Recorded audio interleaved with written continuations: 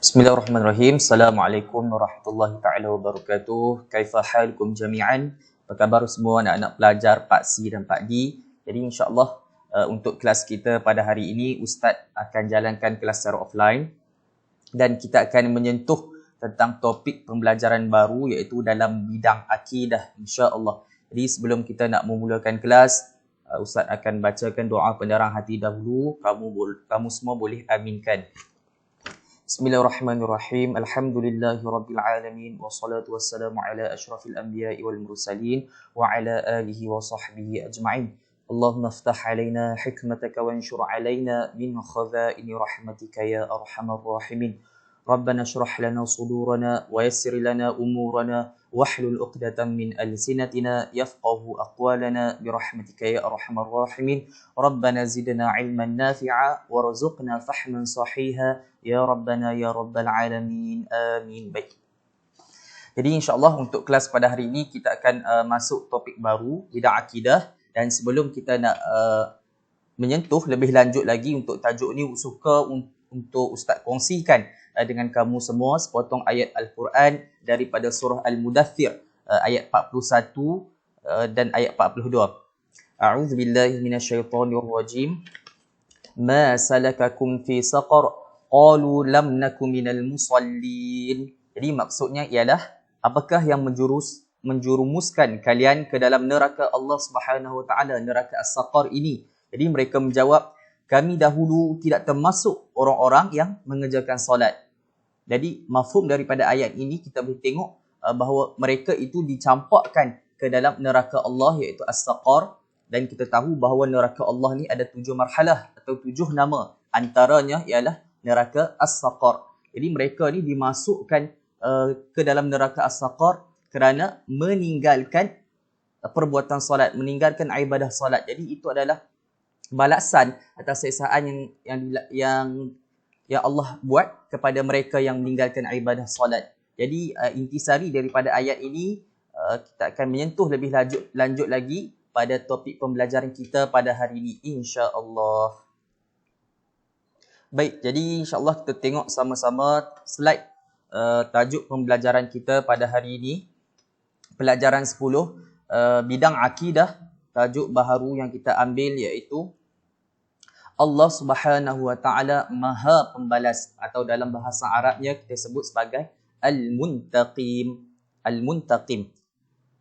Baik, sebelum nak masuk kepada perbahasan kelas kita, Ustaz akan kongsikan dahulu objektif pembelajaran kita pada hari ini.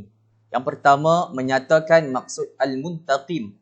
Yang kedua, menyatakan dalil naqli nama Allah Subhanahu wa taala Al-Muntaqim. Dalil kita ada 2 jenis atau 2 bagai. Yang pertama dalil aqli, dalil akal, dan yang kedua dalil naqli. Sama ada daripada Al-Quran ataupun hadis.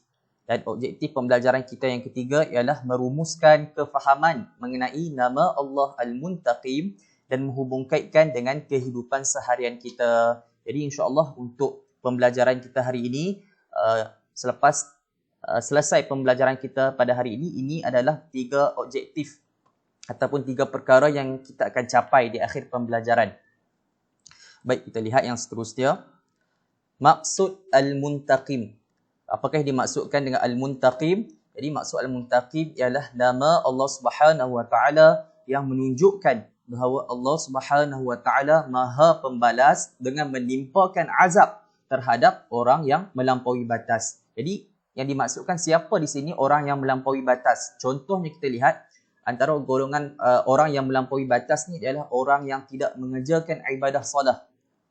Kan? Di mana kita dalam Islam difardukan ke atas kita untuk melakukan ibadah solat 5 waktu sehari semalam. Jadi sekiranya tak melakukan ibadah solat, meninggalkan ibadah solat dengan sengaja, jadi mereka itu tergolong daripada golongan yang melampaui batas. Dan kita boleh tengok juga pada sirah-sirah kaum-kaum yang terdahulu. Contohnya misalnya kaum Nabi Lut alaihissalam, yang mana mereka ni terkenal dengan kelakuan keji mereka, iaitu melakukan hubungan homoseksual, iaitu melakukan perkahwinan menyukai antara sama jenis, lelaki menyukai lelaki Jadi perkara ini antara perkara yang bertentangan dengan fitrah manusia itu sendiri, yang mana fitrah manusia ialah lelaki berkahwin dengan wanita. Namun sebaliknya mereka ini melakukan perkara yang melampaui batas, iaitu berkahwin sesama jenis. Baik, itu maksud antara golongan orang yang melampaui batas. Kita lihat yang seterusnya. Dalil naqli nama Allah Al-Muntaqim. Jadi Allah Subhanahu wa taala berfirman, A'udzu billahi minasyaitonir rajim. Fa imma nadhhabanna bika fa inna minhum muntaqimun. Surah Az-Zuhraf ayat 41. Maksudnya, maka kalaulah kami wafatkan engkau, sesungguhnya kami tetap akan menyeksa mereka. Di mafhum daripada ayat ini, walaupun Allah Subhanahu wa taala telah sudah wafatkan baginda Nabi SAW, sesungguhnya sekiranya kaummu itu masih lagi mengingkari perintah Allah Subhanahu wa taala dan membuat kemungkaran di atas muka bumi ini, nescaya kami akan membalas dan menyeksa mereka di akhirat kelak, bersesuaian dengan nama Allah Subhanahu wa taala yang kita belajar pada hari ini, iaitu Al-Muntaqim. Allah Maha Pembalas. Boleh? Baik, kita lihat yang seterusnya. Kefahaman mengenai nama Allah Subhanahu wa taala Al-Muntaqim. Baik, yang pertama kita lihat Allah Subhanahu wa taala memberikan pembalasan dengan seksaan neraka terhadap orang yang menolak peringatan Al-Quran. Allah Subhanahu wa taala berfirman, A'udzu billahi minasyaitonir rajim. Wa man azlamu mimman dzukira bi ayati rabbih thumma a'rada 'anha inna minal mujrimina muntaqimun. Surah As-Sajdah ayat 22. Maksudnya, dan tidaklah ada yang lebih zalim daripada orang yang diberi ingatan dengan ayat Tuhannya, kemudian dia berpaling daripadanya. Sesungguhnya kami tetap membalas orang yang berdosa. Jadi mafhum daripada ayat ini, tatkala baginda Nabi SAW ni diutuskan untuk menyampaikan risalah Islam pada ketika itu kepada kaum Arab Jahiliyah. Jadi mereka ni menolak dakwah yang disampaikan oleh baginda Nabi SAW. Sampai ada yang menghina, mengejek baginda Nabi SAW, dan ada yang sampai tahap ugut untuk membunuh baginda Nabi SAW. Ya Allah. Kan? Sampai begitu sekali kita tengok perjuangan baginda Nabi SAW nak sampaikan risalah dakwah Islam kepada umat dia. Jadi kita tengok, kita ni sebagai tambahan info untuk kamu, apakah faktor yang menjadi penentangan ajaran Islam oleh kaum Quraisy Mekah pada ketika itu.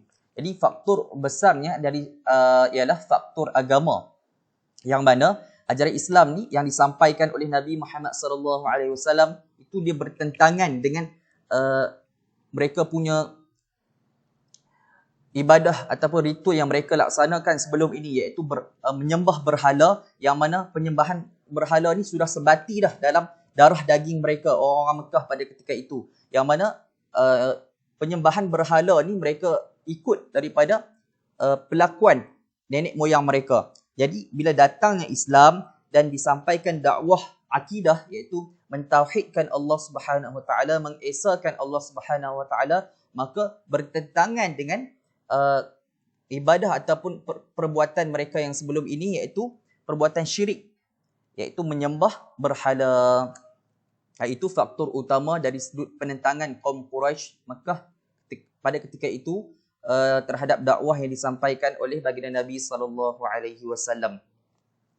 Baik, kita lihat yang seterusnya, kefahaman yang seterusnya. Yang kedua, Allah Subhanahu wa taala menimpakan azab dalam peristiwa Ad-Dukhan, iaitu kaum Quraisy ditimpakan dengan kemarau panjang sehingga debu seperti asap menutupi mereka kerana mereka menolak dakwah Rasulullah SAW. Jadi Allah Subhanahu wa taala berfirman, A'udzu billahi minasyaitonir rajim. Yauma nabtishul batshatal kubra inna muntaqimun. Surah Ad-Dukhan ayat 16. Maksudnya, dan ingatlah pada hari kami timpakan kamu dengan paluan, yakni pukulan yang besar. Sesungguhnya kami tetap akan menyiksa dengan azab yang seberat-beratnya. Baik, jadi mafhum daripada ayat ini boleh kita kata yang mana Allah Subhanahu Wa Taala ni telah menimpakan musim kemarau yang sangat panjang di Mekah pada ketika itu kerana kedegilan mereka, kerana keingkaran mereka dalam menerima dakwah yang disampaikan oleh baginda Nabi sallallahu alaihi wasallam dan perbuatan buruk yang mereka lakukan terhadap baginda Nabi sallallahu alaihi wasallam. Jadi menyebabkan Nabi sallallahu alaihi wasallam berdoa supaya mereka ini dikenakan dengan azab seperti yang dikenakan azab yang diturunkan pada kaum Nabi Yusuf alaihissalam di Mesir pada zaman Nabi Yusuf alaihissalam. Jadi dengan doa yang dibacakan oleh Nabi Muhammad sallallahu alaihi wasallam tersebut, Allah membalas terhadap perbuatan buruk yang mereka lakukan kepada baginda Nabi sallallahu alaihi wasallam. Jadi jelas kat situ bahawa sifat Allah Subhanahu Wa Taala atau nama Allah Subhanahu Wa Taala Al-Muntaqim. Baik, yang seterusnya yang ketiga kita lihat Allah Subhanahu Wa Taala memberikan pembalasan terhadap golongan yang menentang agamanya setelah diutuskan Rasul dan diberi keterangan yang jelas. Jadi kita lihat daripada firman Allah Subhanahu Wa Taala, A'udzu billahi minasyaitonir rajim. وَلَقَدْ أَرْسَلْنَا مِنْ قَبْلِكَ رُسُلًا إِلَى قَوْمِهِمْ فَجَاءُوهُمْ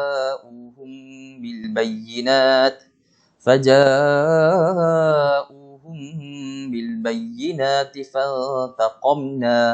فَانْتَقَمْنَا مِنَ الَّذِينَ أَجْرَمُوا وَكَانَ حَقًّا عَلَيْنَا نَصْرُ الْمُؤْمِنِينَ. Surah Ar-Rum ayat 47. Maksudnya, sesungguhnya kami telah mengutus sebelummu wahai Muhammad para rasul kepada kaum masing-masing, lalu mereka membawanya bukti yang nyata. Kemudian kami menyeksa orang yang melakukan kesalahan, yakni mengingkarinya, dan sememangnya menjadi tanggungjawab kami menolong orang yang beriman. Dan kita boleh lihat sendiri kisah-kisah yang diceritakan oleh para asatizah ataupun para ulama tentang kaum-kaum terdahulu yang dibinasakan oleh Allah Subhanahu Wa Taala. Baik, kita tengok di nota tambahan di sini, antaranya kaum yang dibinasakan oleh Allah Subhanahu Wa Taala di muka bumi ini adalah kaum Ad, kan, kaum daripada Nabi Hud alaihi salam, yang mana mereka ni diberi kenikmatan hasil tanaman yang banyak, dan nikmat yang banyak tu menyebabkan mereka ni lupa dengan diri mereka dan tidak menerima risalah yang dibawa oleh Nabi Hud AS. Jadi mereka menolak ajaran Nabi Hud AS dan ditimpakan balasan ke atas mereka, iaitu angin puting beliung yang dahsyat sehingga menghapuskan kaum Ad ni daripada muka bumi Allah Subhanahu Wa Taala. Contoh lain kita lihat kaum Thamud daripada kaum Nabi Saleh alaihi salam, yang mana ni mereka ni mendapat nikmat kekayaan, dan nikmat kekayaan yang mereka ada itulah menyebabkan mereka ni rasa bongkah, sombong dan menolak segala ajaran yang dibawakan oleh Nabi Saleh alaihi salam. Mereka angkuh dan tuduh Nabi Saleh alaihi salam sebagai pendusta. Jadi azab yang Allah timpakan, yang Allah turunkan ke atas mereka ini gempa bumi yang dahsyat sehingga menghapuskan kaum Thamud. Yang terakhir yang kita sebut tadi, antara contoh lain adalah kaum Lut, kan, yang diutuskan kepada kaum Lut ini adalah Nabi Lut alaihi salam, yang mana mereka ni selalunya kita selalu dengar kisah mereka ni sangat famous dengan kemungkaran yang mereka lakukan, iaitu melakukan hubungan sejenis antara sesama jantina, iaitu homoseksual. Jadi antara azab yang Allah turunkan ke atas kaum Lut ni dan membinasakan kaum Lut ni daripada muka bumi Allah Subhanahu Wa Taala, iaitu Allah terbalikkan negeri mereka. Jadi Ustaz rasa sampai di situ sahaja untuk kelas pembelajaran kita pada hari ini. Moga-moga apa yang disampaikan ini dapat kita ambil sebagai ibrah ataupun pengajaran daripada kaum-kaum yang terdahulu yang ditimpakan balasan ke atas mereka atas perbuatan keji yang mereka lakukan terhadap kemungkaran, terhadap penolakan dakwah yang disampaikan oleh para anbiya dan para rasul, maka Allah membalas perbuatan mereka ini dengan azab. Imma di dunia, sama ada di dunia ataupun di akhirat. Bersesuaianlah dengan nama Allah yang kita belajar pada hari ini, iaitu Al-Muntaqib, Allah Maha Pembalas. Jadi Ustaz rasa sekadar itu sahaja. Jadi Ustaz akan bekalkan kamu dengan latihan yang akan Ustaz sampaikan di WhatsApp nanti. Jadi sekadar itu sahaja dahulu. Aqulu qawli hadha wa astaghfirullah li wa lakum. Wassalamualaikum warahmatullahi taala wabarakatuh.